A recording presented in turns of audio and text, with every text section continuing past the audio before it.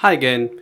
Welcome to the AWS tutorial series. In this series, I'll walk you through how you can create a IAM user using AWS console. As you can see, once you have logged into the AWS console, you can see a list of services. Click on the IAM tab. That will take you to the IAM page. Over here, you can create your IAM users or groups. So I'm just going to create a IAM user first just to test.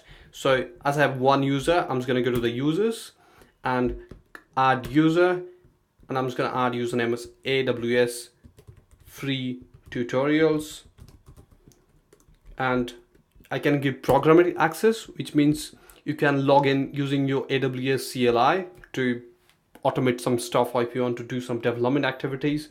And if you want to give the AWS management console access, you can click on here and that will auto generate a password, or if you want to custom password, you can just put it here. So I'm just going to leave into auto generate password, so they'll just email me the password. So I click on next. Over here you can see user must create a new password. So if you want to click this box, user has to create a new password once he's signed in for the first time. I'm just going to untick this box for now.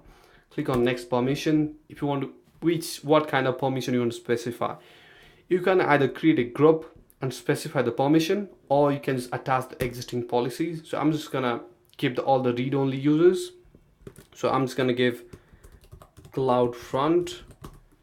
Okay, I'll just give read-only access EC2. So what is the read-only access? If you come down, there should be somewhere EC2 read-only access. Okay, there you go.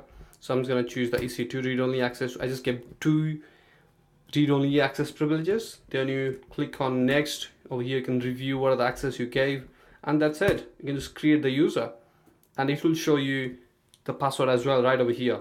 So this is a secret key. Just make sure you note down this key and the password, so you can send an email. You can just click on next. It will send you the email the way you want. So that's it. Thanks guys.